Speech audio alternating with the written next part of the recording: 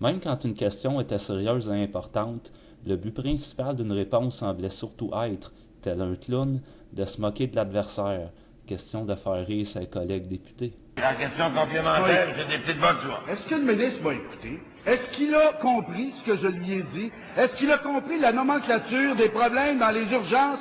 Pas il y a 4 ans, pas il y a 5 ans, pas il y a 3 ans, depuis 6 mois. Je suis ministre de la Santé et des Services sociaux. Le président, le député de Bordeaux nous montre que même en posant une question à l'Assemblée, on peut faire de l'activité physique.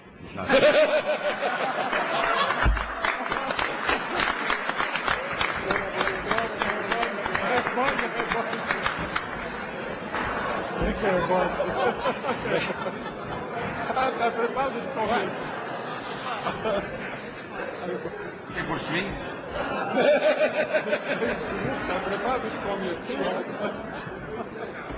Je vais essayer de le suivre sur ce terrain, M. le Président, mais vous connaissez ma nature réservée. Pour un membre de l'opposition, ça avait quelque chose d'enrageant. Après le spectacle burlesque que vient nous offrir le premier ministre,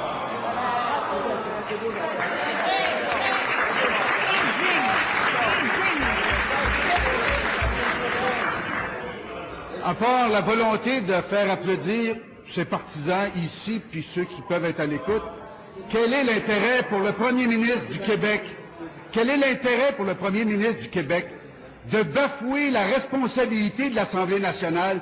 Quel est l'intérêt pour le premier ministre du Québec d'avaliser comme président du Conseil exécutif du gouvernement du Québec le fait que le ministre de la Santé avait pris l'engagement que ce serait l'Assemblée nationale qui, dorénavant, par la suite, autoriserait de nouvelles ouvertures à l'assurance privée? Et aujourd'hui, vous déposez un projet de loi et vous banalisez l'Assemblée nationale, puis vous faites le bouffon à l'Assemblée nationale en plus?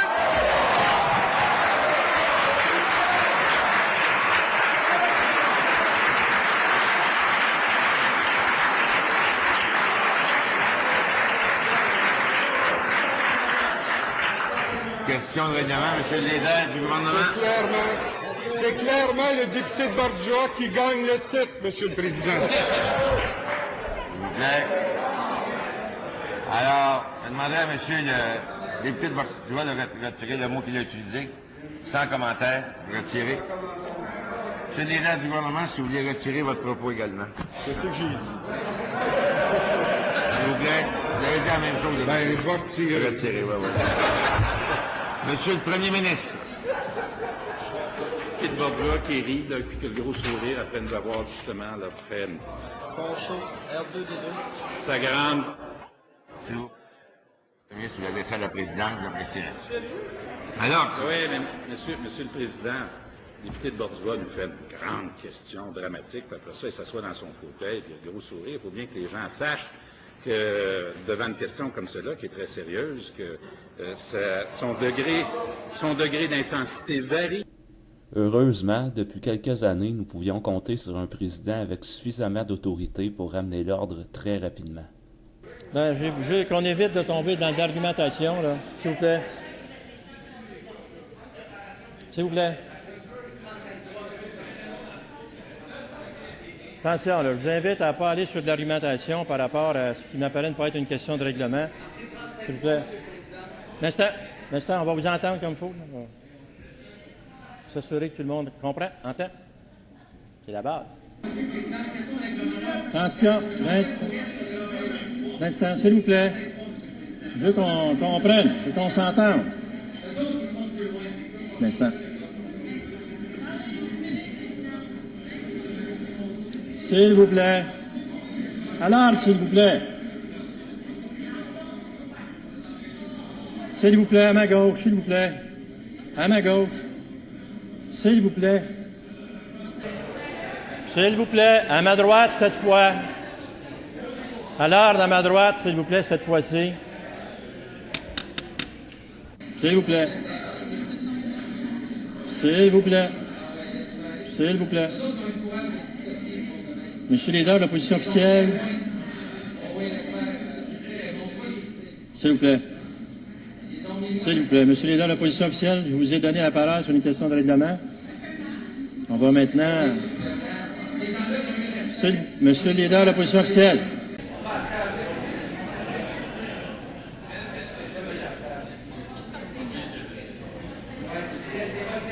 S'il vous plaît. Évitez les interpellations, s'il vous plaît. Je demande votre... S'il vous plaît. S'il vous plaît. Monsieur le leader de l'opposition. Monsieur le leader du gouvernement, sur la question de règlement, je vous rappelle d'ailleurs que je pense qu'on n'est pas sur une question de règlement tantôt. J'y vais maintenant à vous. Faire attention à cette Chambre pour ne pas s'imputer de motifs de part et d'autre. Nous sommes à la période de questions et de réponses orales. S'il vous plaît. S'il vous plaît. S'il vous plaît. S'il vous plaît. Attention aux interpellations. J'ai une demande d'intervention en bonne et due forme, même de votre côté. Alors, permettez à M. le leader de l'opposition officielle d'indiquer quelle est sa question de règlement. Heureusement, parfois, de tout ce chaos, émergeait une idée brillante.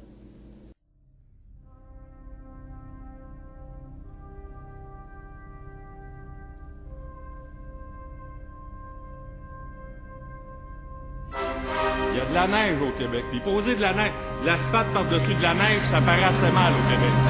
Alors donc, on a donc imposé une limite naturelle au fait qu'on a une saison qui s'appelle l'hiver. Pendant ce temps, notre premier ministre, se gonflant le torse, s'attribuait le titre ronflant de grand bâtisseur du Québec. À la dernière élection, le gouvernement libéral récolta 42% du vote. Mais en raison de la désaffection des citoyens pour la chose politique, seulement 57% des gens sont allés voter. Un calcul rapide permet de prendre conscience que dans notre système électoral actuel, un gouvernement comme celui de Jean Charest peut être élu de façon majoritaire, alors que dans les faits, ce n'est même pas un quart de la population qui a voté pour lui.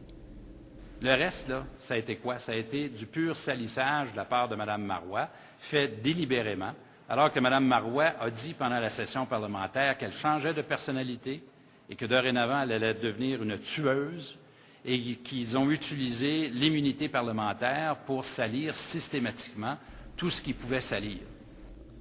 Et alors que la population devenait de plus en plus cynique face aux politiciens, comme il se passe toujours habituellement, des mouvements de droite émergeaient, mouvements qui avaient un arrière-goût de déjà vu, déjà entendu.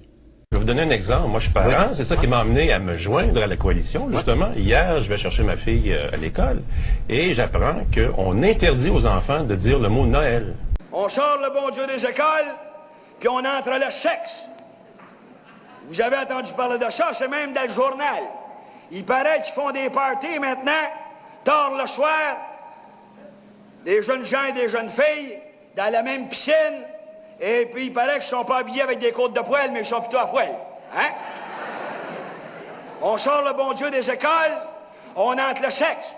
On sort le bon Dieu des écoles, on entre la drogue. Et ça résulte que dans certaines institutions de notre province de Québec, il y a eu des suicides dus à la drogue. L'école québécoise contribue à l'endoctrinement de nos enfants, non pas dans les valeurs de leur famille, mais dans les valeurs de leurs professeurs et surtout de leurs syndicats d'enseignants. Et aujourd'hui, qu'est-ce qui semble contrôler nos régionales? Je pense que nous avons, dans la plupart de ces mêmes régionales, peut-être un trop grand nombre de petits professeurs français au pinch taillés au ciseau. OK, là, je paye mon gaz plus cher, je paye mes taxes plus cher, je paye pour le système de santé plus cher. Qu'est-ce qu'on me donne de plus? Rien. Ferme-toi, tout monte, arrange-toi. Quand on dit ça, les adversaires disent c'est pas vrai. Pas vrai. On n'est pas dans le marasme. On n'est pas sur le bord de la faillite. Mais mes amis, ces gens-là ont des facilités de se fermer les yeux. Ou bien, ils sont pas capables de se les ouvrir, ou bien ça ne paye pas de se les ouvrir. I am so proud to be American. Thank you. Gosh, thank you. Alla marcia di un popolo che vuole ascendere agli orizzonti del benessere e della grandezza. J'étais revenu au point de départ. J'avais essayé de m'intéresser à la chose politique, mais maintenant tout ça me déprimait profondément. Franchement, quelle bouffonnerie. S'il vous plaît, c'est de deux côtés. C'est la population qui juge la période des questions. Alors, s'il vous plaît, je vous demande votre collaboration.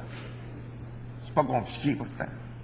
C'est d'écouter, poser des questions puis y répondre.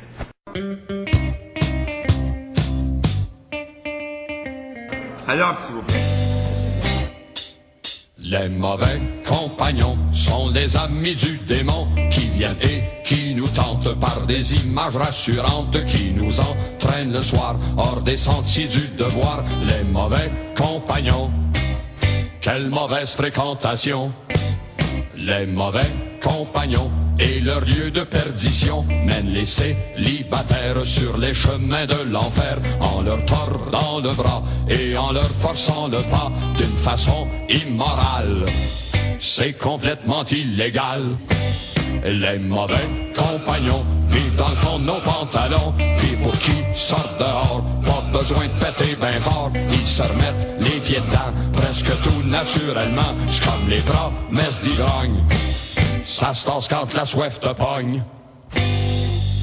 Un si gentil petit gars, monsieur le juge, moi je comprends pas, poussé à ses actions par de mauvais compagnons. Est-il le vrai coupable? Il est tellement influençable, c'est pas lui, c'est les autres, c'est la faute à ses apôtres. Je sais bien, votre honneur, qu'au sein de votre demeure, il n'y a pas de bas-fond, ni de mauvais compagnons qui viennent vous tourmenter le soir après le souper, sous la forme de désir d'un grand mal à assouvir. Les mauvais compagnons sauvent la situation en se portant défenseurs face au mur réprobateur. Ils vont boire un bon coup, boire à tous leurs mauvais coups qui leur gardent la forme à mesure qu'ils se déforment. Les mauvais compagnons font leur acte de contrition en se divisant un jour la sentence de leurs amours et vont jusqu'à relier leurs anciennes amitiés, trahissant leurs complices pour un bonheur égoïste. Hey mec, t'es plus dans le coup. Laisse. Out. Seul ou avec d'autres, André?